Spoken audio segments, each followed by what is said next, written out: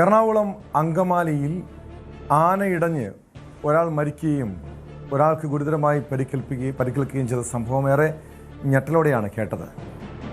ആ സംഭവത്തിൽ വ്യാപകമായ ഒരു നാശനഷ്ടമാണ് ഉണ്ടായത്. ഒരു കാർ ഉൾപ്പെടെ പൂർണ്ണമായും തകർത്തിരുന്നു. സംഭവത്തിൽ നാശനഷ്ടങ്ങളുടെ ചിലവ് ഉടമ വഹിക്കുമെന്ന ധാരണയുണ്ടായിരിക്കുന്നു. ആനയെ ഇന്നലെ രാത്രിയോടെ ഉടമ കൊല്ലത്തേക്ക് കൊണ്ടുപോയിട്ടുണ്ട്. ആനയുടെ ആക്രമണത്തിൽ പരിക്കേറ്റ് ചികിത്സയിൽ കഴിയുന്ന ഒന്നാം പാപ്പാൻ പ്രദീപിൻ്റെ ആരോഗ്യനില തൃപ്തികരമാണെന്ന് ആശുപത്രി വൃത്തങ്ങൾ അറിയിച്ചു. വിവരങ്ങളുമായി കൊച്ചിയിൽ നിന്ന് ഡാനി ഇപ്പോൾ ചേരുന്നുണ്ട്. ഡാനി, ഇന്നലെ ഏറെ ഞെട്ടലുളവാക്കിയൊരു സംഭവമാണ്. ക്ഷേത്രത്തിലെത്തിയ ആന പെട്ടെന്ന് ഒരു പരാക്രമം കാണിക്കുന്നു. ആന ഇടയുന്നു, ഒരാൾ ചവിട്ടിക്കൊല്ലുന്നു, പാപ്പാന് പരിക്കേൽക്കുന്നു. ഇപ്പോൾ ആനയെ തിരികെ കൊണ്ടുപോയിട്ടുണ്ട്. എന്താണ് ഈ ആന ഇങ്ങനെ പെട്ടെന്ന് ഇടയാനുള്ളൊരു സാഹചര്യം എന്താണെന്നാണ് പറയുന്നത്? പ്രത്യേകിച്ച് ഇപ്പോഴത്തെ ഈ കാലാവസ്ഥ, ചൂടും അങ്ങനെ പ്രശ്നങ്ങളൊക്കെ ഉണ്ടോ? മാത്രമല്ല അതോടൊപ്പം ഈ നാശനഷ്ടങ്ങളുടെ ചെലവ് വഹിക്കാമെന്ന് ഉടമ സമ്മതിച്ചിട്ടുണ്ട്. എത്ര ലക്ഷം രൂപയുടെ നഷ്ടം ഉണ്ടായിട്ടെന്നാണ് കണക്കാക്കപ്പെടുന്നത്?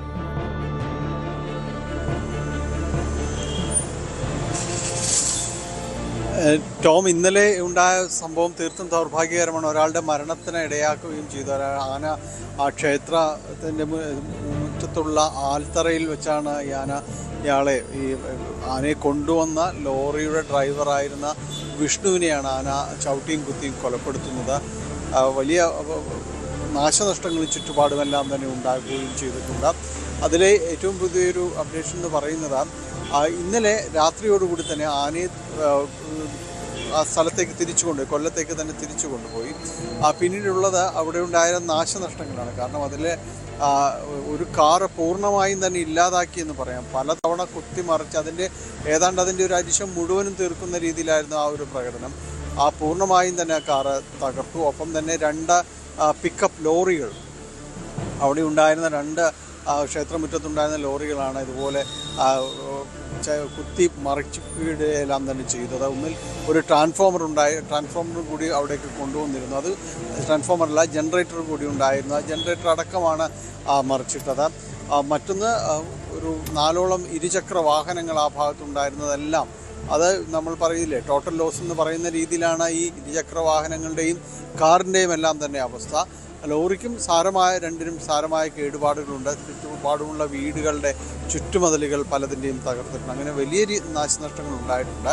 അപ്പോൾ ഉടമ പറഞ്ഞിരിക്കുന്ന ഒരു കാര്യം, ഈ നാശനഷ്ടങ്ങളുടെ ഒരു ചിലവ് താൻ വഹിക്കാമെന്ന രീതിയിലാണ് നിലവിൽ നൽകിയിരിക്കുന്ന ഒരു ഉറപ്പും ഉപാധിയും എന്നെല്ലാം തന്നെ പറയുന്നത്. ഇന്നലെ അവിടേക്ക് ക്ഷേത്രത്തിൻ്റെ മറ്റൊരിടത്തേക്ക് പോകുന്ന വഴി ആ ക്ഷേത്രത്തിലേക്ക് കയറ്റിയെന്നാണ് പറയുന്നത്, മയ്യനാട് പാർത്ഥസാരഥി എന്ന് പറയുന്ന ആനയെ. ഇതിനിടയിലാണ് പെട്ടെന്ന് ഈ പ്രകോപിതനാവുകയും ഈ രീതിയിലേക്കെല്ലാം അക്രമ സംഭവങ്ങളിലേക്ക് നീങ്ങുകയും ചെയ്തത്.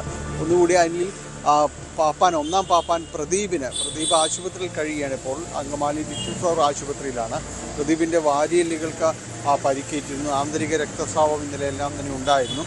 ഒരു അടിയന്തര ശസ്ത്രക്രിയ വേണ്ടി വരുമെന്ന രീതിയിൽ തന്നെയായിരുന്നു. പക്ഷേ ഇന്നേക്ക് വരുമ്പോഴേക്ക് കുറച്ചുകൂടി ആരോഗ്യം മെച്ചപ്പെട്ടിട്ടുണ്ട്. അതുകൊണ്ട് അടിയന്തരമായൊരു ശസ്ത്രക്രിയയിലേക്കൊന്നും പോകേണ്ടതില്ല. പക്ഷേ നിരീക്ഷണം വേണം.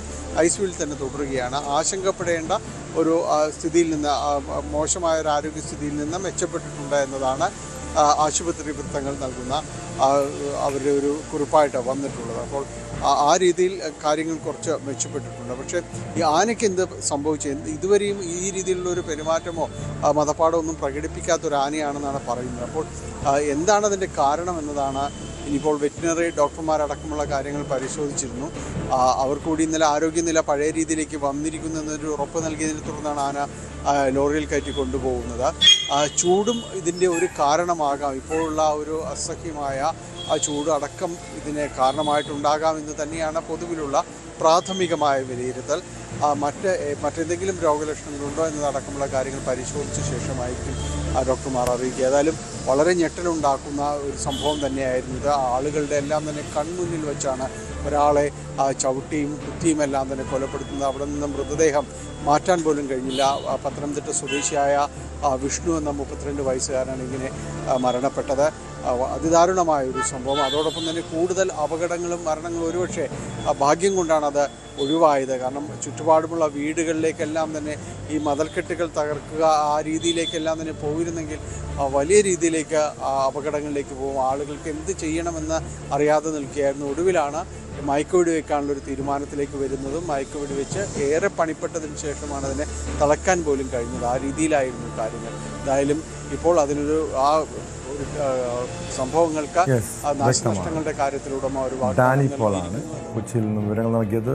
ഭാഗ്യം കൊണ്ടാണ് വലിയ ദുരന്തം ഒഴിവായത്. എങ്കിലും ദൗർഭാഗ്യകരമായ സംഭവം, ഒരാളുടെ മരണം സംഭവിച്ചെന്നാണ്. അതോടൊപ്പം ഒന്നാം പാപ്പാൻ പ്രദീപിൻ്റെ ആരോഗ്യനില മെച്ചപ്പെട്ടു എന്നത് ആശ്വാസകരമാണ്. കൂടുതൽ വാർത്തകൾക്ക് news 18 Keralam YouTube channel subscribe ചെയ്യുക.